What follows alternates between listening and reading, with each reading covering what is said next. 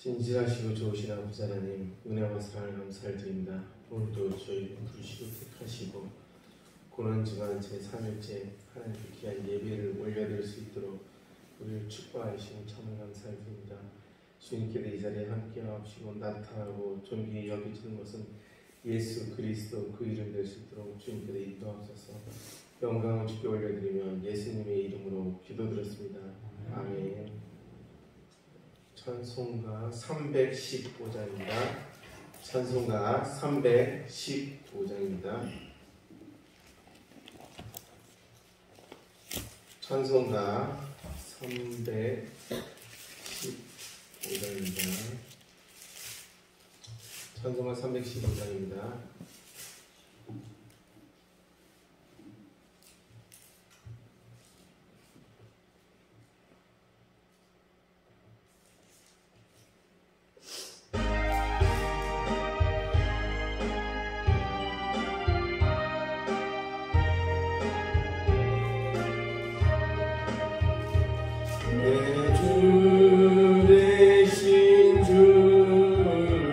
참 사랑하고 또 그에게 죄를 다고 합니다. 그 은혜를 주신 내 예수시니 이전보다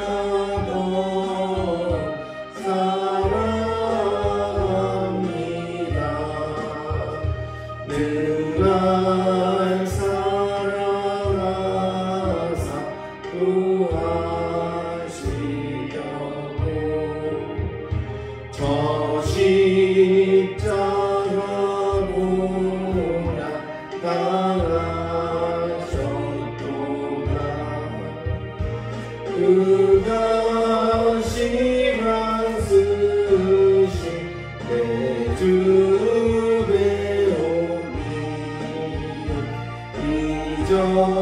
전보다 더 사랑합니다. 내 평생의 힘쓰 그 큰 의무는 주 예수의 도움을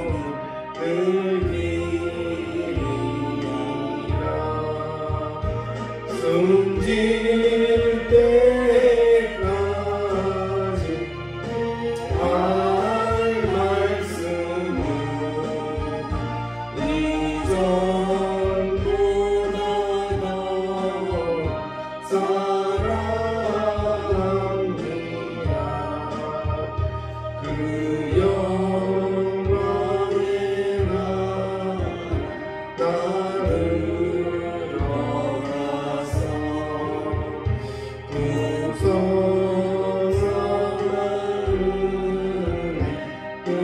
나를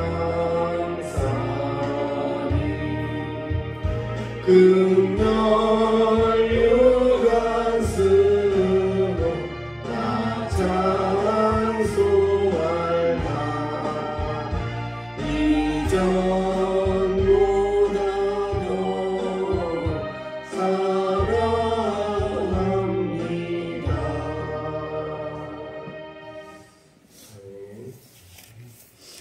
마태복음 24장 29절부터 31절입니다. 마태복음 24장 29절부터 31절까지입니다.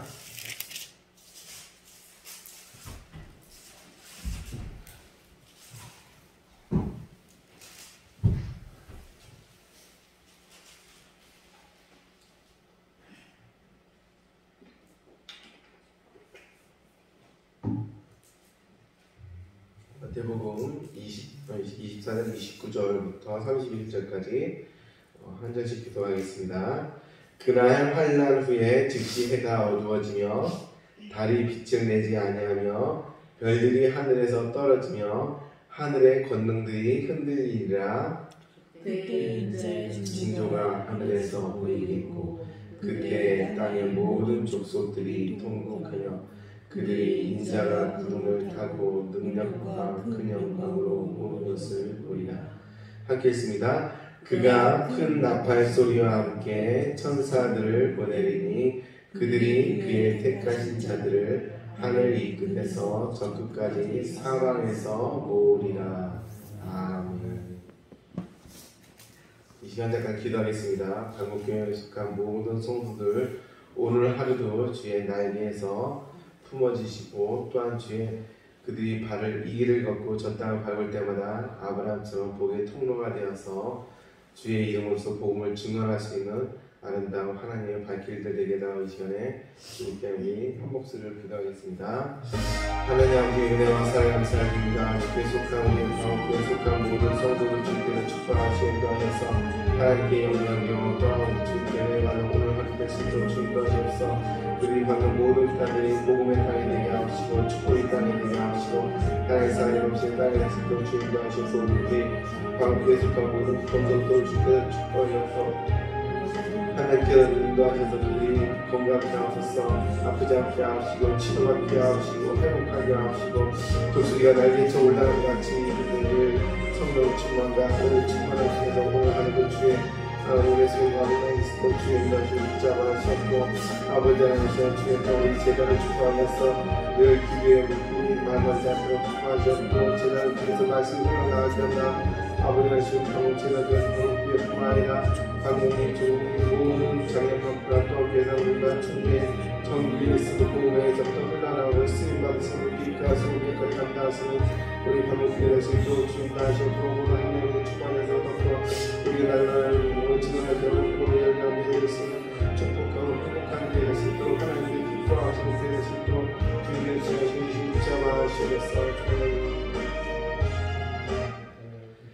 하나님 아버지 은혜와 사랑 감사드립니다. 우리 방목교회 속한 모든 권속들 주께서 축복하시옵소서. 복의 복을 받는 오늘 되게 하시고 그들이 받는 모든 땅이 복의 땅이 되게 하시고 복의 통로가 되는 땅이 될 수 있도록 주님도 하시옵고 하나님 이쪽으로 하나 저쪽으로 하나 온전히 주의 날개수에 품어지고 하나님께 보호받을 수 있는 오늘 하루 행적이 될 수 있도록 주님도 하시고 붙잡아 하시옵소서. 아버지 하나님 주님께서 인도하셔서 아버지 복음의 말씀을 증언할 때마다 은혜 받는 시대가 되게 하시고 은혜 받는 날이 될 수 있도록 주님도 하시옵고 아버지 하나님 방국의 재단을 축복해서 늘 기도의 불길이 명하지 않도록 주님께서 기도의 향기가 끊어지지 않는 그런 십자가 재단이 되게 하시고 또 말씀의 재단이 늘 넘치하셔서 이 땅 저 땅에 있어서 주님 안에서 빛과 소금의 역할을 감당할 수 있는 우리 방국교회 재단과 우리 교회가 될 수 있도록 온 성도가 될 수 있도록 주께서 사용하셔서 이 시간 저희들 주의 말씀을 듣습니다. 주님께서 친히 말씀하시고 주의 말씀마다 우리가 은혜 받고 아멘으로 화답되어지는 귀한 이 시간 될 수 있도록 주님께서 인도하셔서 존귀하신 예수님의 이름으로 기도드렸습니다. 아멘. 사실 오늘 말씀은 제가 15절부터 31절까지 하고 싶었는데 이 말세에 대해서 이렇게 주어지는 그런 말씀입니다. 원시교회 때 예수 그리스도가 부활하시고 사도행전 1장부터 쭉 10장까지 쭉 나가다 보면은 원시교회 베드로가 말씀을 증언할 때 그날에 3천이나 더하더라 그날에 5천이나 세례를 받았더라 이랬을 때 예루살렘 교회를 원시교회라고 얘기합니다. 최초의 교회를 얘기하고 그 성도의 숫자가 좋게 1만 명은 넘었을 것이다 이렇게 얘기를 합니다. 요세푸스라는 그 역사학자가 있습니다. 근데 그분은 너무 주관적이긴 하나 그래도 그 당시의 역사를 갖다가 조금이라도 알 수 있는 것은 요세푸스가 기록한 그 역사서밖에 없어졌는데 AD 70년경에 멸망당했을 때 거의 이스라엘에서 110만 명이나 죽임을 당했다 이렇게 얘기할 정도인데 그 배경이 사실은 16절부터 이때 19절, 21절, 21절 이때까지가 그 배경을 말하는 거예요. 이때에 있는 자들아 산으로 도망할지어다 지붕에 있는 자는 집 안에 있는 물건을 가지러 내려가서 가지지 말며 왜냐하면 AD 68년경, 66년경에 이스라엘이 반란을 일으킵니다. 이스라엘 백성들은 또다시 반란을 일으키고 또다시 독립운동. 왜냐면 그들이 선민의식이 너무 강하기 때문에 그 어떤 민족이라 할지라도 자기들이 이렇게 지배하는 걸 용인을 못하는 거예요. 그래서 반란을 합니다.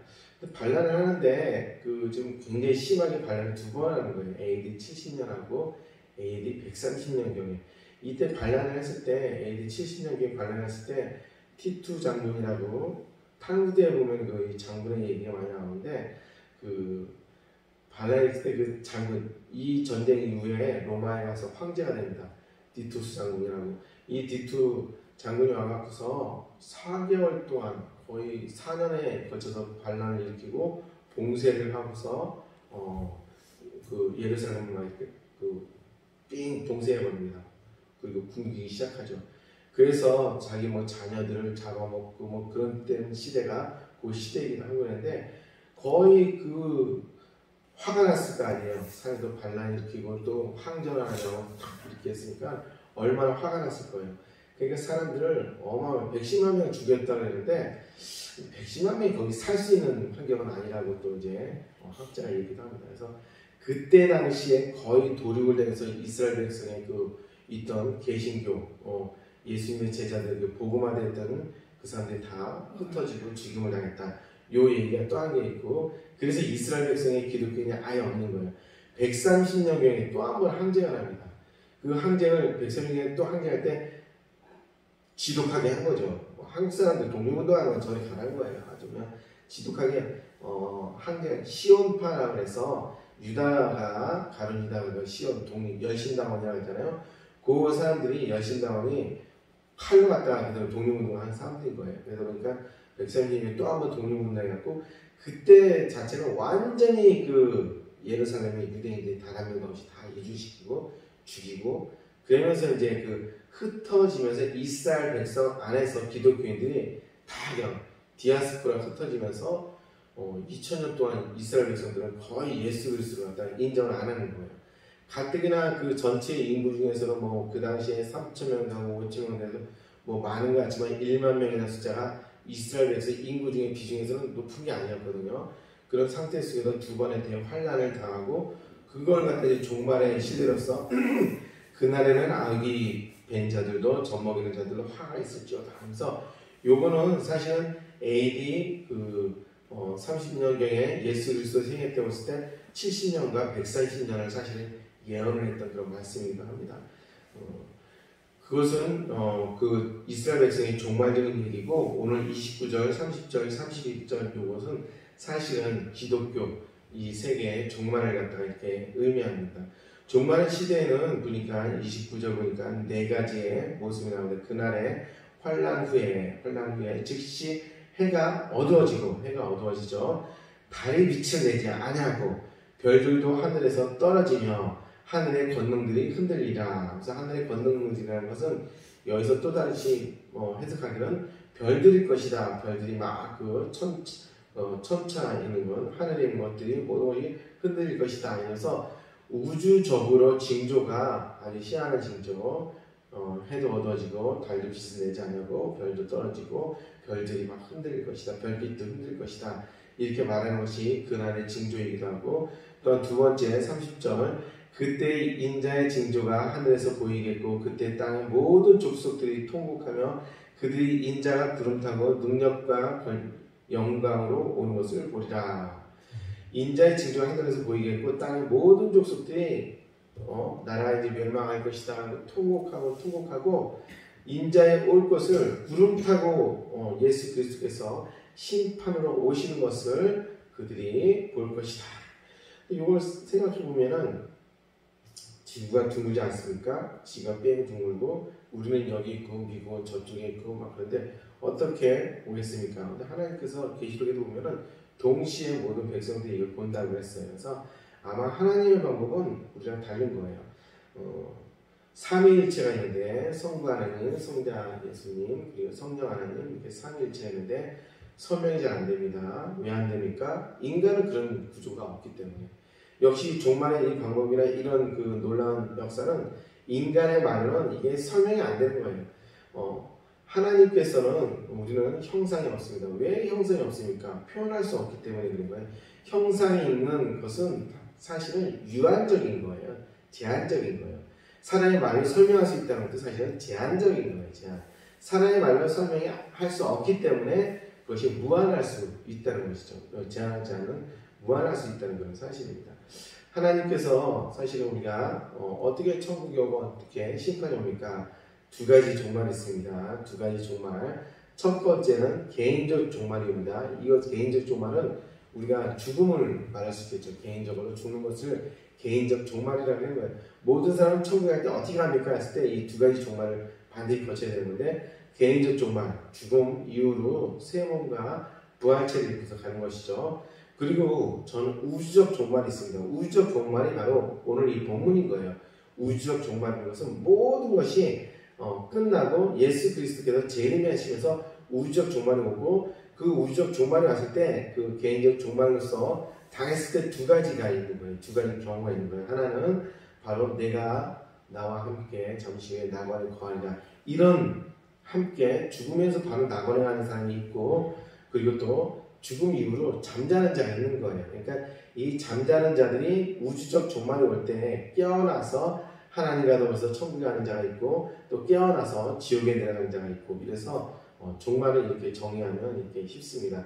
개인적 종말이 오는데 그냥 낙원으로 바로 가는 사람이 있고, 잠자는 자가 있고, 또 잠자는 자 중에서도 전 우주적 종말, 진짜로 종말이 왔을 때 그 사람들 중에서 천국으로 가는 자, 예수님과 더불어서 예수 맞이하는 사람이 있고, 심판 받아서 지옥으로 떨어지는 사람이 있고, 이렇게 우리가 종말을 우리가 생각하고 정의를 하면 좀 쉽습니다. 31절 우리 함께 읽어보겠습니다. 시작. 그가 큰 나팔 소리와 함께 천사들을 보내리니 그들이 그의 택하신 자들을 하늘 이 끝에서 저 끝까지 사방에서 모으리라. 그래서 천사들 보고 보내서 그들이 택한 자들 이 끝에서 저 끝까지 사방에서 모으리라. 저는 우주적 종말이 올 때 하나님께서 하나님 사람들을 이렇게 모으시고 택하시고 복 주시고 이런 징조가 하나님께서 이루어진다는 사실입니다.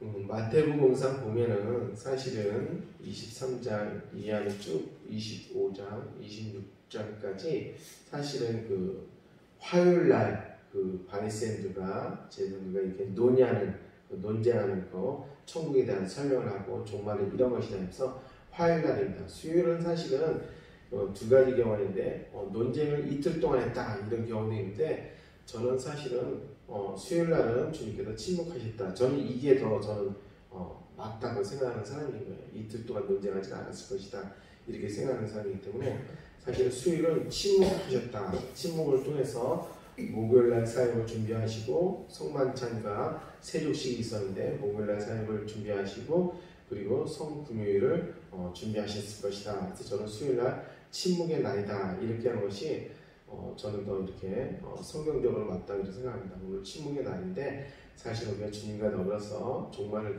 기도하면서 기억하면서 오늘도 침묵을 우리가 주제로서 주님과 함께 동행하고 고난에 동참할 수 있는 저와 여러분 되기를 주님 이름으로 축복합니다. 우리 주님과 주님도 우리 하나님께 드리도록 하겠습니다.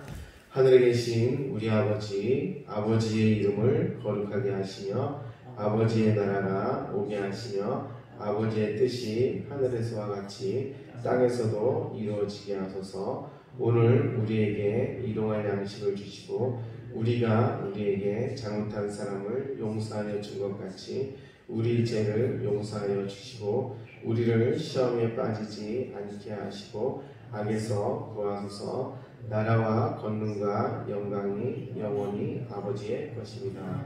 아멘. 각자 기도하시겠습니다.